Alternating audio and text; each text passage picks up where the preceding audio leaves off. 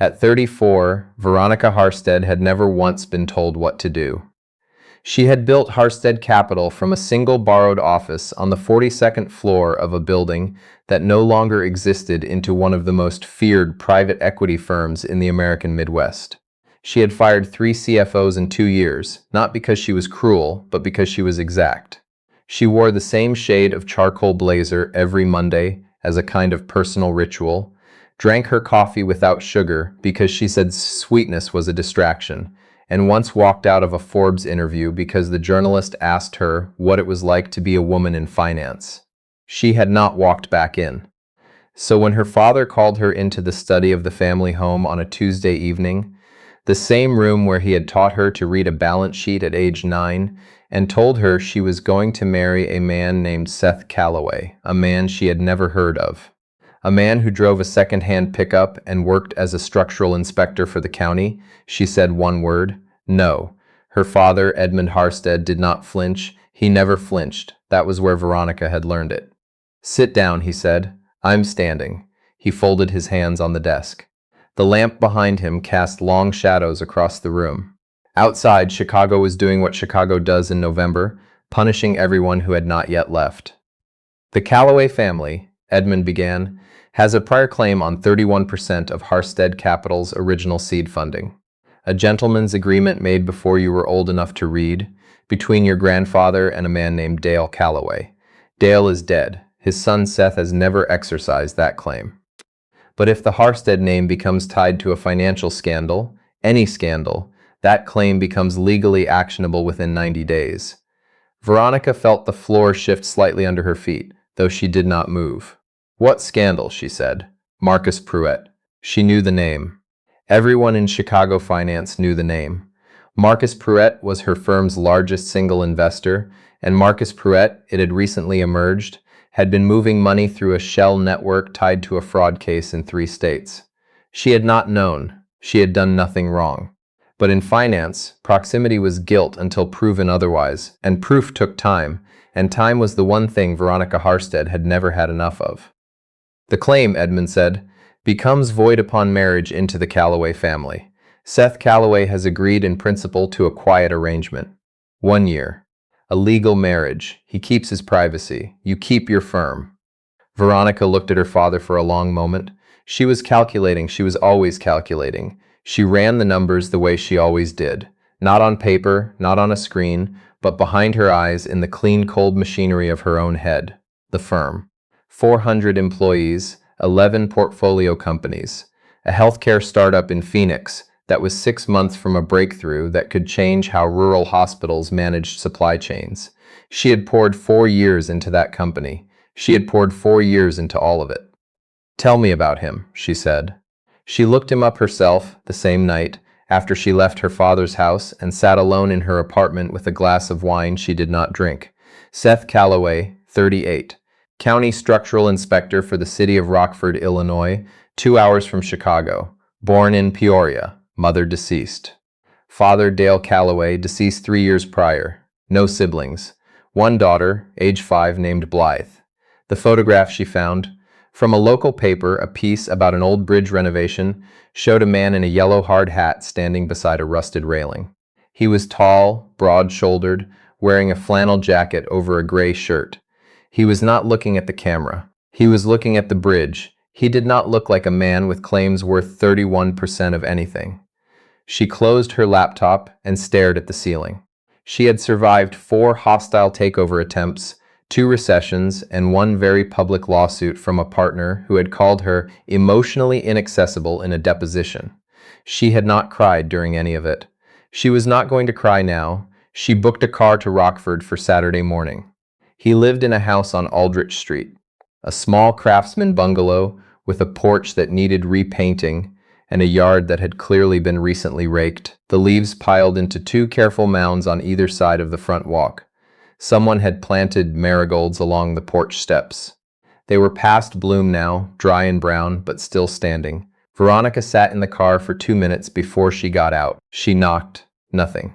She knocked again, and this time heard footsteps, small ones, and then the door opened and there was a child, dark-eyed, wearing a sweater that had a small pineapple embroidered on the chest, staring up at her with no expression whatsoever.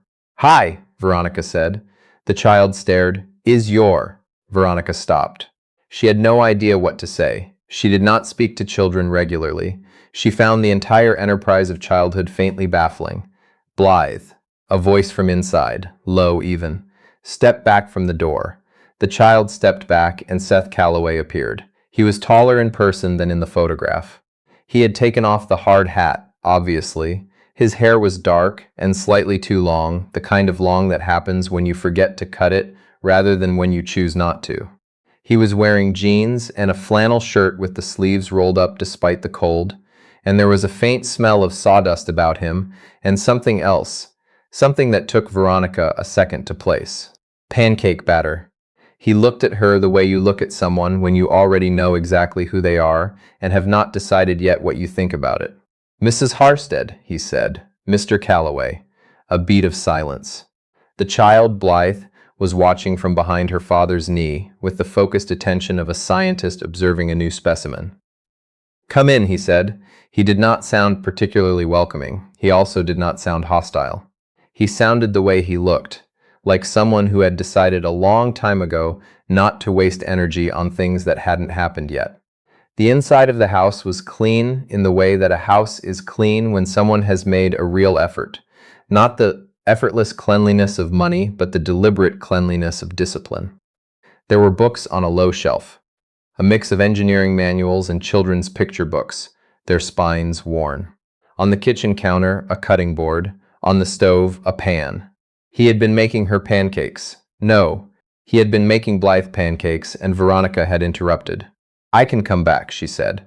"Sit down," he said in the same tone her father had used, though somehow it landed differently, less like an order, more like a simple fact. She sat.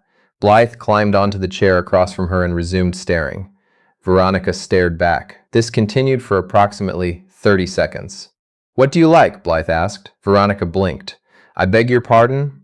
What do you like?" "Like your favorite thing." Veronica thought about this with more sincerity than she had given to most questions this year.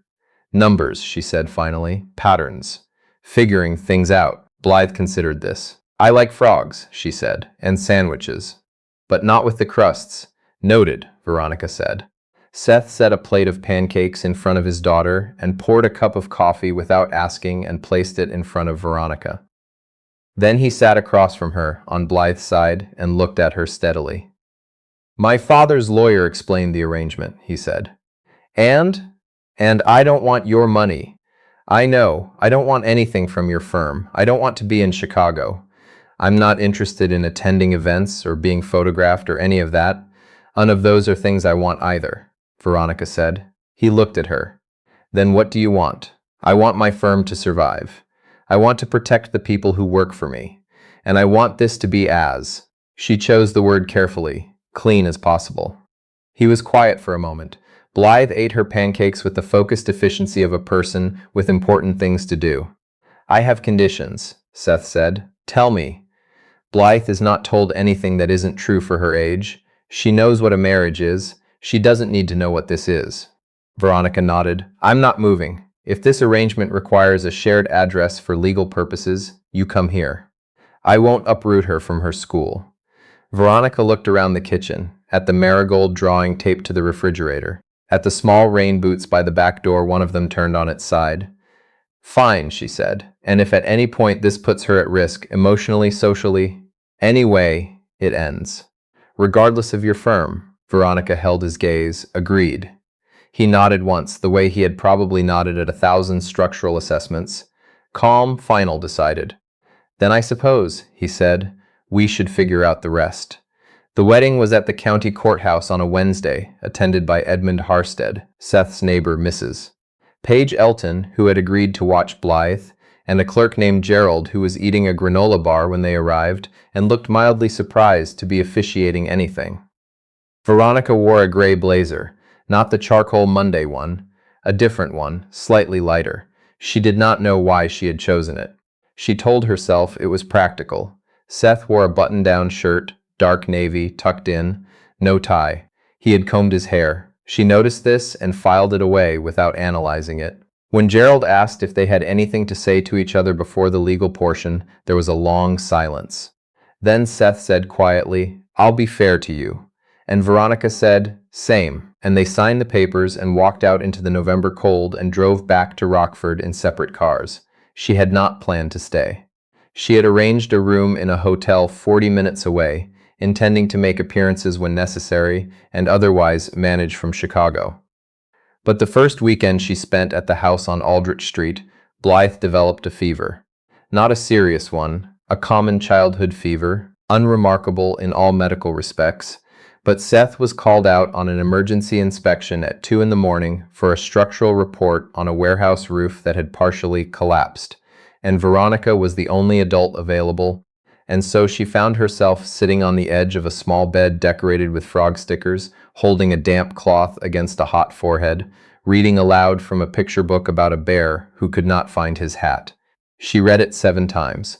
By the 4th time, Blythe was asleep. Veronica kept reading anyway. She wasn't sure why. When Seth came home at 4:30, he stood in the doorway of his daughter's room and looked at the scene.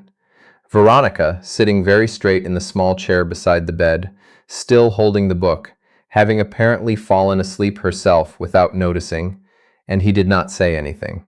He took the book gently from her hands and put a blanket around her shoulders and went to make coffee. She woke up to the smell of it. She found him in the kitchen, still in his work jacket, standing at the window looking out at the yard in the early gray light. "She okay?" Veronica asked. "Fever broke," he said. She poured herself a cup without asking. He did not seem to notice or did not seem to mind. It was hard to tell with Seth Calloway. Most things were hard to tell with Seth Calloway. "You didn't have to stay," he said. "She needed someone." He turned and looked at her. Not the way people usually looked at Veronica Harstead. Not with calculation or ambition, or the particular species of nervous respect that she generated in most rooms. He looked at her the way he looked at the bridge in that photograph, like he was trying to figure out how it held together, like he was genuinely interested in the answer. She looked away first. She did not go back to the hotel. She did not announce this decision. She simply stopped going, and Seth did not comment, and Blythe began leaving small things outside her door in the mornings. A crayon drawing of what appeared to be a businesswoman fighting a frog. Veronica chose to interpret this as an alliance rather than a conflict. A smooth gray stone from the yard. Once a single macaroni noodle. Veronica kept all of them.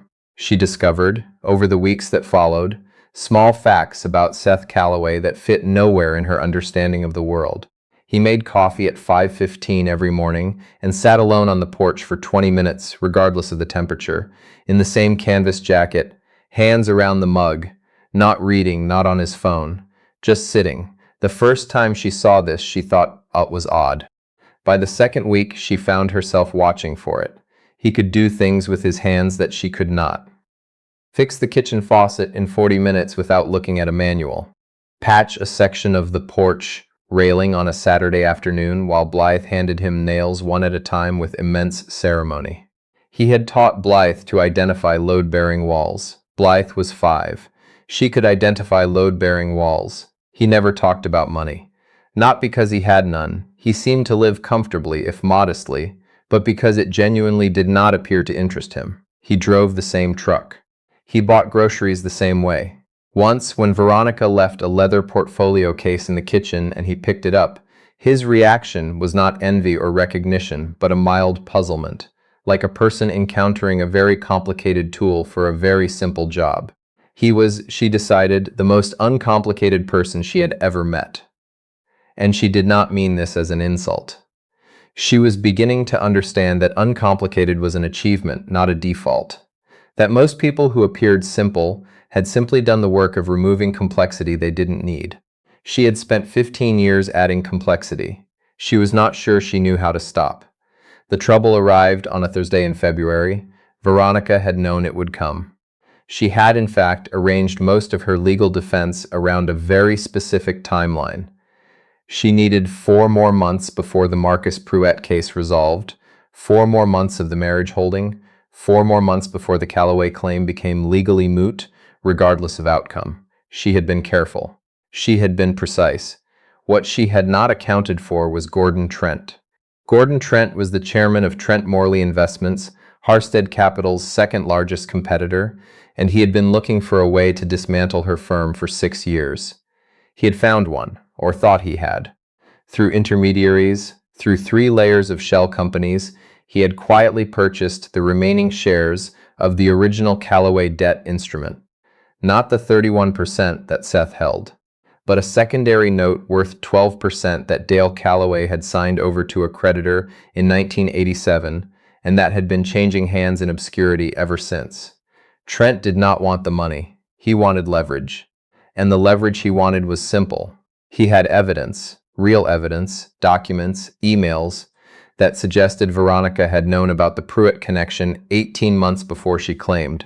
He did not plan to take this to regulators. He planned to take it to the press. And he planned to do it in 10 days. She found out on a Thursday. She told Seth that evening, after Blythe was asleep. He listened without interrupting. She had noticed this about him. He listened the way he inspected structures, systematically, letting her get through the whole thing before he said anything. When she finished, he was quiet for a moment. "He's wrong," Seth said. "He has documents. He has something he's calling documents. That's different." He leaned forward, elbows on the kitchen table. 18 months ago. What were you doing 18 months ago?" Veronica frowned. "It was March. I was in Seoul for a deal that fell through. I was back by..." She stopped. "What?" "I was back by the 14th. The email Trent says I received is dated the 13th. Seth looked at her. "I was in Seoul on the 13th, she said. "The calculation was already running. I never opened that account remotely. The IP would be wrong. The time zone would be wrong. Someone forwarded that email after the fact and backdated the header. Can you prove that?" "I can have someone prove it in about 4 hours." "Then do that," Seth said. "Tonight." She pulled out her phone and made 2 calls. Within an hour, her chief technology officer had confirmed it. Within 2 hours, her attorney had a certified forensic report. Within 4 hours, Veronica had enough to render Gordon Trent's entire strategy not merely wrong, but demonstrably fabricated, a fact which, if surfaced correctly, would do significantly more damage to Trent Morley than to Harsted Capital. She sat back at the kitchen table, phone down, and felt the specific satisfaction of a problem solved. But underneath it, quieter, she felt something else. The fact that Seth had asked the right question. Not "are you sure?" or "how bad is it?" but "what were you doing?" He had gone directly for the variable. Like someone who knew which walls held the weight. She looked at him across the table. "How did you know to ask that?" she said. He shrugged. "Date's the only thing that's hard to fake perfectly. Everything else can be adjusted. But where someone physically was on a specific date, that's real. That leaves records." She thought about this. "You think like an investigator." "I inspect things for a living," he said. "It's the same job. You find out what's really holding something up, or what isn't." They sat for a moment in the quiet of the kitchen. The clock on the microwave said 12:47. The house around them was the particular stillness of a winter night in a small house, heavy, close, safe. "I don't want to be your legal problem," Seth said. "I want to be your husband." The sentence landed in the room like a stone dropped in still water. She did not look away this time. Gordon Trent held his press conference on a Tuesday. It lasted 11 minutes before Harsted Capital's legal team released the forensic report to every outlet in the room simultaneously. The story that ran was not the one Trent had intended. The story that ran was about fabricated evidence and a failed corporate hit. The SEC opened an inquiry into Trent Morley within the week. Veronica sat in her office in Chicago and read the coverage with the same expression she wore when a deal closed correctly, measured, steady, unsurprised. She had known it would work.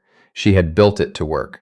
But she found herself thinking, on the drive home to Rockford that evening, not about the press conference or the coverage or the SEC inquiry. She found herself thinking about a question asked at a kitchen table at midnight. About a man who understood that everything has a load-bearing structure, and that the first job is figuring out what it is. Blythe was still awake when she got home. Technically not allowed on a school night, but Seth had clearly permitted it, and Blythe was sitting on the couch in frog pajamas with the air of someone who has been permitted something and knows it. She looked up when Veronica came in. "Did you win?" she asked. Veronica set down her bag. "Yes." Blythe nodded with considerable satisfaction. "I knew you would," she said.